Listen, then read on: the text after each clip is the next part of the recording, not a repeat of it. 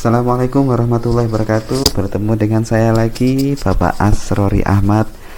Pada kesempatan kali ini saya akan menjelaskan tentang materi listrik statis.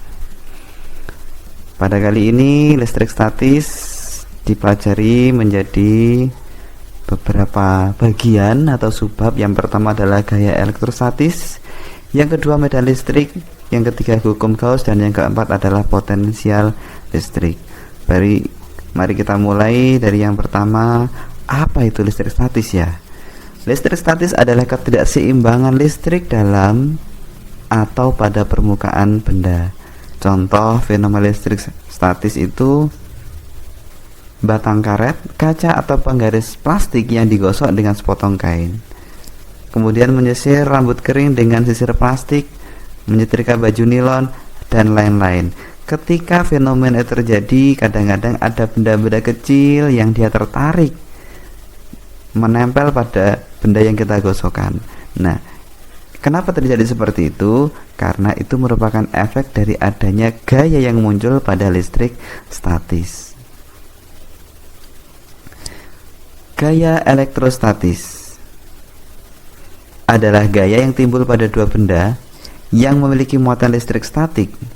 Jika muatannya sama atau sejenis, maka akan saling menolak. Sementara jika muatannya berlawan jenis, maka akan saling tarik-menarik. Pernyataan ini dikenal dengan hukum Coulomb.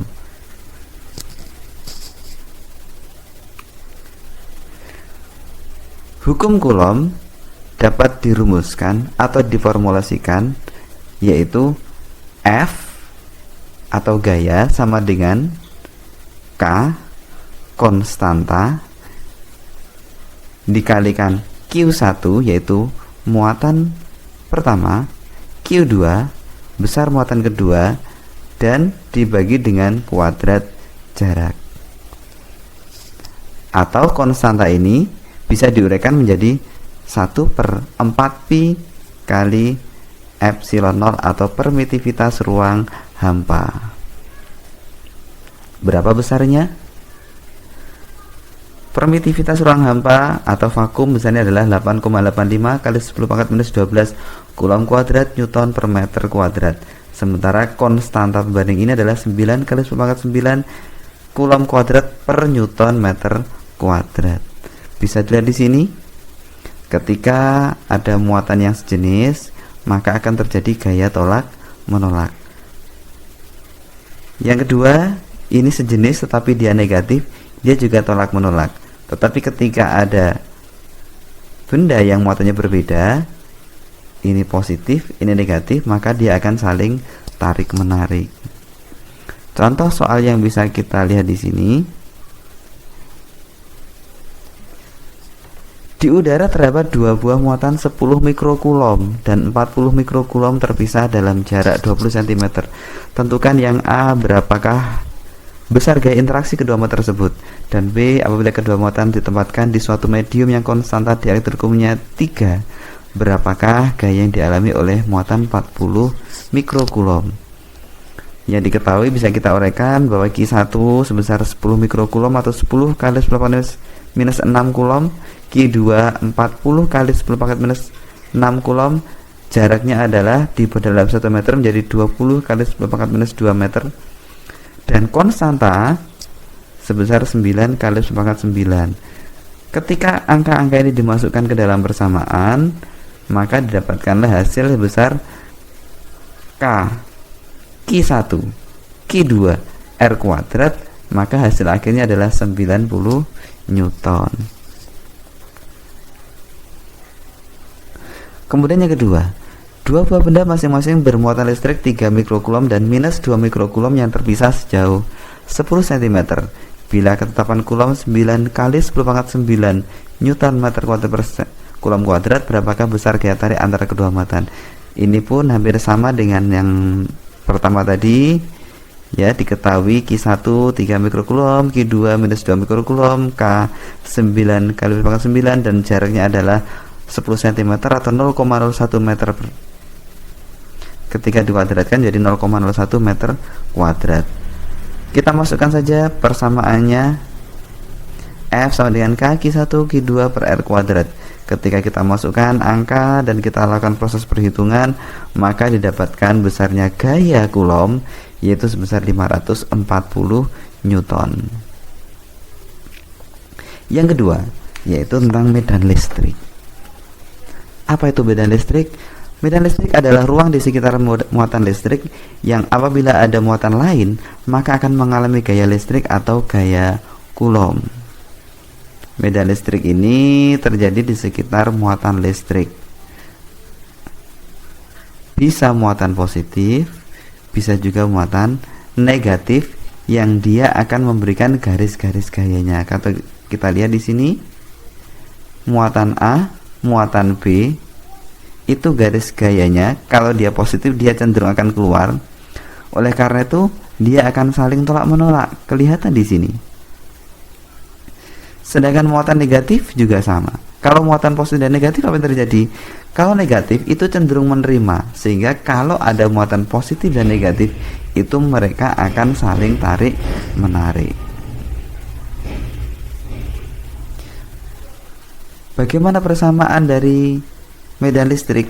Yaitu E sama dengan F itu gaya listrik per Q atau muatan, sehingga jika diuraikan F itu K Q1 Q2 per R kuadrat dibagi Q, maka hasil akhirnya besarnya medan listrik adalah E sama dengan KQ per R kuadrat.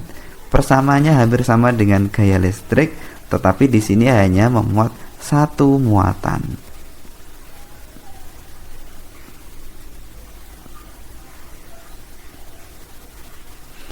Bagaimana dengan arah kuat medan listrik yang searah dan berhimpit dengan gaya listrik yang dialami oleh partikel bermuatan positif serta negatif? Bisa kita lihat di sini. Untuk muatan positif dia cenderung garis gayanya keluar, sedangkan muatan negatif cenderung dia masuk.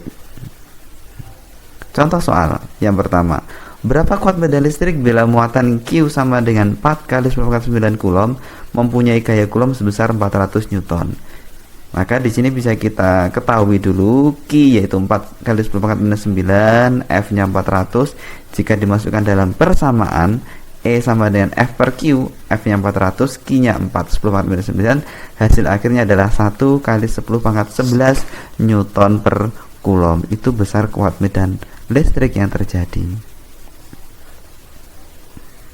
Contoh soal yang lain bisa dipelajari lebih mendetail ya. Kita lanjutkan langsung pada hukum Gauss ya. Di sini beliau menjelaskan mengenai flux listrik, merupakan ukuran yang menyatakan jumlah garis medan listrik yang menembus suatu permukaan. Persamaannya C yaitu E medan listrik dikalikan dengan luas penampang. Ini bisa kita baca sebagai flux listrik dalam satuan Newton meter kuadrat per Coulomb atau disingkat dengan satuan Weber.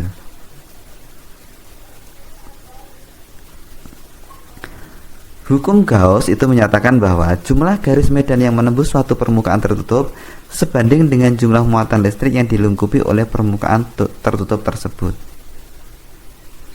Besarnya flux yaitu muatan dibagi dengan permitivitas ruang hampa. Contoh soal yang kita bisa pelajari dari hukum Gauss bisa kita pelajari lebih mendetail.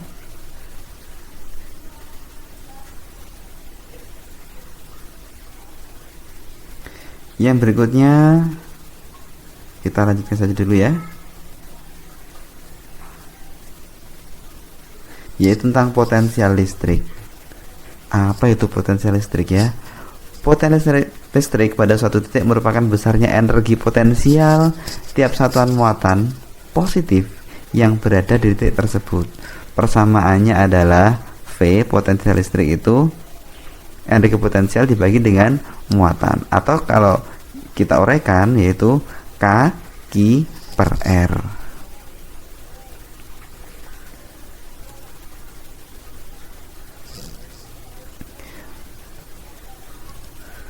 Bagaimana jika ada beberapa muatan maka potensial listrik itu bersifat penjumlahan, yaitu V1 tambah V2, V3 dan seterusnya sampai V ke N. Sedangkan usaha untuk memindahkan muatan itu besarnya adalah W sama dengan Q muatan dikalikan dengan perbedaan potensial yang terjadi, yaitu V2 minus V1. Kalau diuraikan, V itu adalah K Q per R, ini V1, sedangkan V2 K Q per R2. Terima kasih telah mempelajari materi mengenai listrik statis. Kita akan berjumpa dalam materi yang lain. Assalamualaikum warahmatullahi wabarakatuh.